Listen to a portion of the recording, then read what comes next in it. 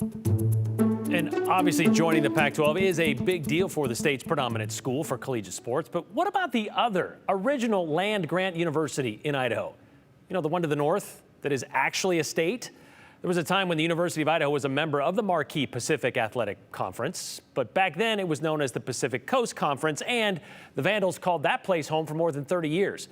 Obviously, the U of I has slipped in standing since then when it comes to the conference they play in, but the Vandal football team is currently riding a wave of resurgence. The playoff wins from last season, the big win against Wyoming last week, the first time they've done that in more than 100 years, and there's a lot to celebrate this month in Moscow. Joe Vandal, the U of I mascot, turns 68 on September 22nd.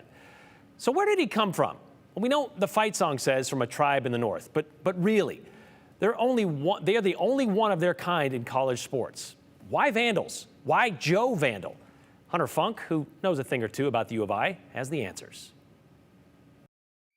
My name is Tyler Bennett. I'm Harrison. I'm Carson Stauffer. I was Joe Vandal. Joe Vandal. Joe Vandal from 2011 to 2012. 2011 to 2013. 2018 to 2019.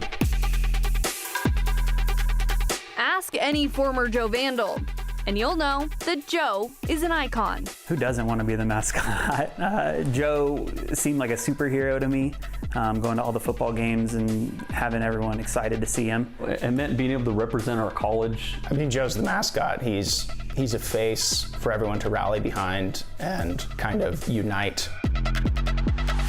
And to uphold that honor, Joe takes a lot of personality, a lot of over-exaggeration, a lot of hard work. Really, you got to do a good job of getting the engagement of the crowd. No dance lessons? No dance lessons.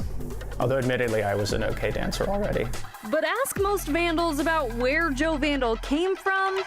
That is a fantastic question. I have no idea where the Vandal persona or the mascot even came from. I don't actually know why he's called Joe Vandal. They didn't teach me that. I can't say, I guess.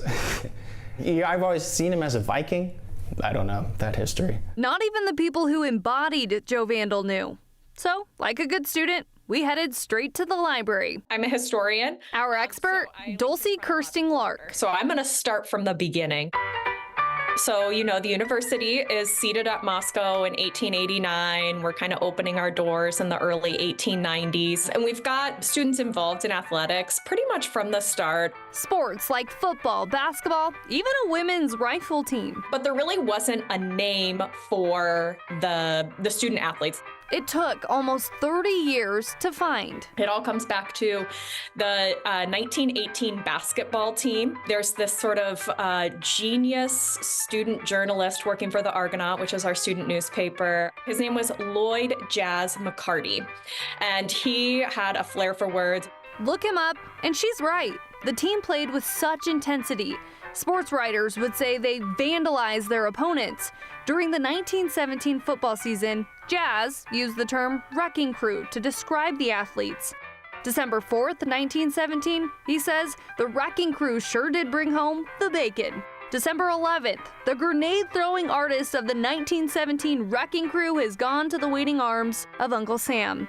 Now, eventually that term turned into Vandals.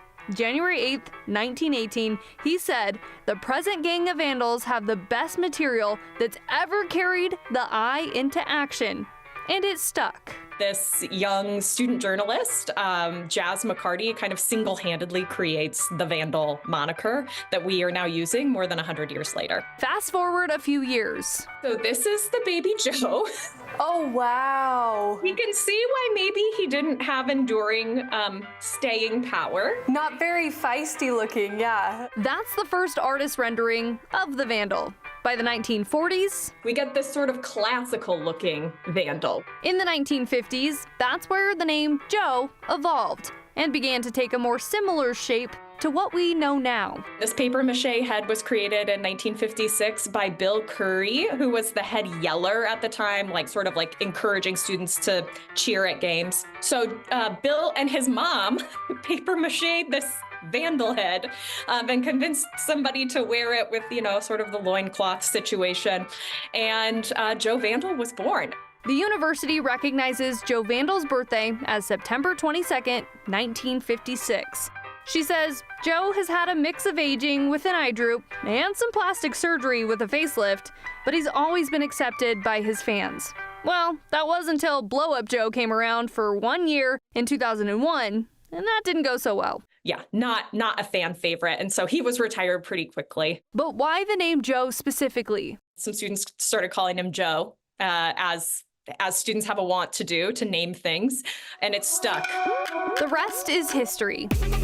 And you'll be able to find former Joe Vandals everywhere, even here in the heart of Bronco Nation, remaining brave and bold with their Vandal pride. I do have Joe tatted on my shoulder as well, so I love it. You have to embody it. That's the secret, is you have to be Joe Vandal. And I love Joe Vandal, and all the performances I've seen from other Joes have been spectacular. So go Vandals. Okay, to give some of these former Joe Vandals some grace, I, as a Vandal myself, also on the Spirit Squad, did not know the history of the mascot. How do they not teach that day one? You know, I've learned from other Vandals at the station here that if you take the campus tour, they give you that, but I didn't get the campus tour. I just took the college as my own and ran into it. So, but they also talked about switching the mascot name, the gem staters, maybe the potatoes, but those didn't stick. I've reading some of that history. They also were considering like the Heckites, because Heck Edmondson, the basketball coach, that was what Jazz also referred to them as. But they had all these examples out there. They had the Cougars, they had the Ducks, the Buffalo. Why did not? So historians say the legendary sports writer Jazz was arguing with his colleagues over whether Vandals was the best name, and they really insisted that glorifying animals like rivals was a reflection of, quote, primitive thought, and that they shouldn't stoop that low like our rivals. Weird. So, yeah. Okay. Well, that's interesting. No animals, because, well, we're going to dive into this a little bit more, because there is an animal connection to this. University of Idaho fielded their first football team in 1893, as we mentioned, without a nickname, much less a mascot. As we just learned, the Vandals arrived in 1917, and that became their sanctioned sobriquet in 1921. But the first mascot, not Joe Vandal, that didn't come along until 2 years later. It wasn't the vision of a Viking you might expect, though. It was a Great Dane named Empire.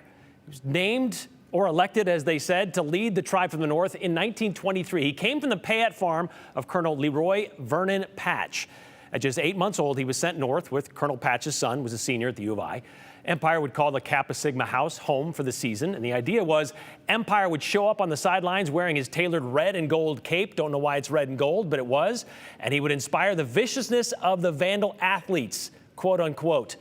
That fall and winter, he surely did. The team went undefeated in its first 6 games, but when the season ended, there wasn't much more to do in Moscow for a 175-pound Great Dane, except, well, frighten the townsfolk. So the chief of police suggested Empire be sent home to Payette in March of 24. A few months later, Empire went missing from the Patch place.